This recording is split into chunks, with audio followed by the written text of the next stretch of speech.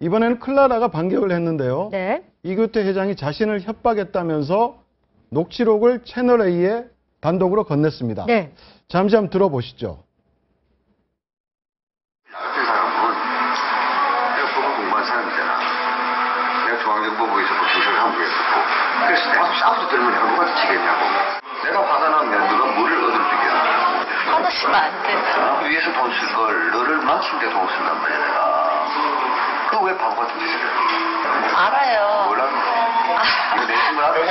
내하고 안 하겠다고 마지막 결정 지고 내가 하루 만에 다 끝냈잖아. 에이, 방송 다 막았잖아. 그거 안 됐잖아 이게.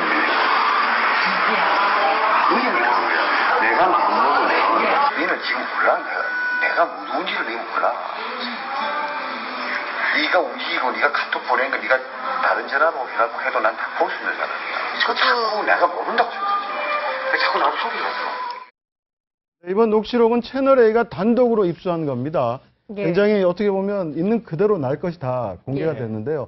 어떻게 이게 약간의 어떻게 협박의 소지가 있는 겁니까? 어떻습니까? 충분히 있어 보이는데요. 그러니까 우선 어제 이제 경찰에서는 클라라 씨하고 클라라 씨 아버지에 대해서 이규태 회장을 협박했다라는 혐의가 인정이 된다고 그래서 기소 의견을 그렇죠. 검찰에 네. 송치를 한 거 아닙니까? 근데 저 녹취록은 거꾸로 보면 이규태 회장이 지금 클라라 씨에 대해서 협박을 한 정황으로 볼 수 있는 지금 내용들이 들어가 있는 거 아니겠습니까? 네네. 너를 키우는 데 사용될 돈을 너를 망치는 데 쓸 수도 있다. 그다음에 내가 중앙정보부 출신이다. 그다음에 네가 어떤 대화라든지 카톡을 했는지 문자를 했는지 이것은 내가 보려고 하면 마음대로 다 볼 수 있다. 지금 이런 내용이 들어있기 때문에 실제로 받는 사람 입장에서는 저 얘기를 듣고 조금 어떤 심리적인 공포심을 느낄 수도 있고 그래서 저 부분은 일정 정도 법적인 문제가 될 수 있겠다는 생각이 듭니다. 네, 공방이 있기 때문에 누구의 편을 지금 섣불리 들 수가 없지만 협박의 뭐 유무죄를 판단하는 데 있어서 내용도 그렇고 아니면 방금 들으셨지만 어조 같은 부분 뭐 약간 클라라가 말을 하려고 하는데 뭐 이렇게 좀 바로 자신의 말을 하는 부분 이런 것들도 좀 그러니까 포함이 과연 되나요?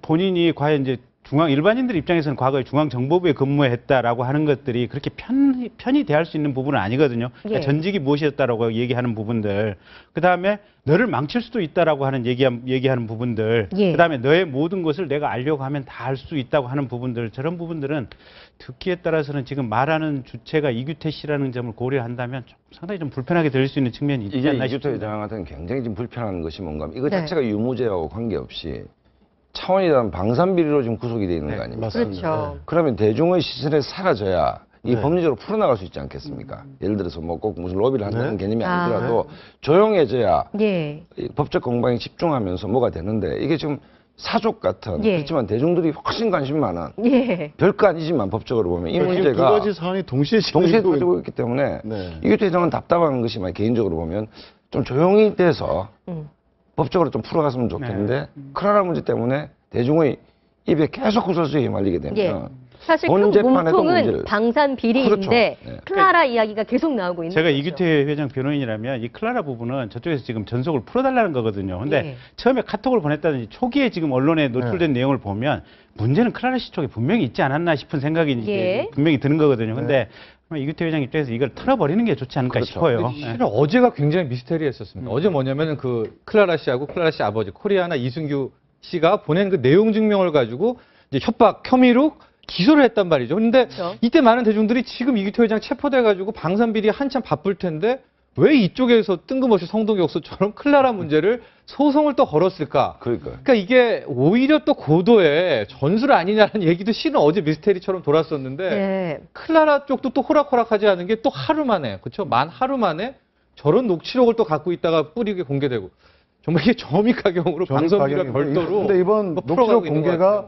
클라라에게 좀 유리하게 작용할 수는 있습니까? 그렇게 보이네요. 그러니까 맞소송을 할 수 있는 건가요? 그러니까 클라라 씨 쪽 얘기는 자기들이 이규태 씨가 전직이 경찰이라는 것을 알고 있다. 그렇기 때문에 경찰에 이 자료를 냈을 경우에는 전혀 의미 없이 어떻게 보면 참고를 안 해줄 것 같기 때문에 경찰에 제출을 안 하고 이 시점에 지금 언론에 공개를 했다. 이렇게 얘기를 하는 것 같거든요. 근데 전체적으로 초기에 카톡 메시지 이 분위기를 보면 사실 클라라 씨 측도 싹 그렇게 깨끗하거나 깔끔해 보이지는 않아요. 전체적인 느낌은. 이번 공방 과정에서 나이를 속인 것도 좀 드러난 것 같고 어떻습니까? 클라라 이 연예인 뭐 심리 상태라든지 그동안 쭉 보시면 뭐 클라라 씨 같은 경우 이번에 이런 녹취록 공개가 일단은 뭐 긍정적으로 클라라 씨 쪽으로는 작용을 할 것 같아요. 왜냐하면 이미 방산비리로 여러 가지 구설수에 올라 있는 사람인데다가 네네. 그 사람이 더군다나 이제 갑과 을의 관계에서 협박을 한 거잖아요, 사실상. 그래서 이런 협박 관계에서 그 대중들이 얻을 생각은 뭐냐면 이 사람이 이제 협박까지 해? 나도 이렇게 눌려본 적이 네. 있는데 아마 이런 생각은 하게 될 것 같고요. 그럼에도 불구하고 클라라 씨가 가지고 있는 이제 몇 가지 좀 의심스럽거나 혹은 의문이 갈 만한 사항들이 있죠. 나이를 속인 부분. 근데 연예인들은 또 나이를 속이는 부분들이 아무래도 있으니까 그렇다 치더라도 지금까지 클라라 씨가 보여줬던 다양한 납득할 수 없었던 이야기들, 그런 이야기들이 지금 한두 가지가 아니라 계속 연속적으로 일어나고 있거든요. 네네. 마치 하나의 거짓말 증후군처럼 이런 양상을 보이고 있는데 이게 실제 거짓말 증후군이다 아니다 이렇게 판별하기는 조금 더 관찰을 해보고 이야기를 해봐야 알겠지만 지속적으로 자기 자신이 한 이야기를 나중에는 진짜로 믿어버리는 이런 증상이 본인에게 지금 나타나고 있는 게 아닌가 이런 네. 추측은 가능하죠. 네.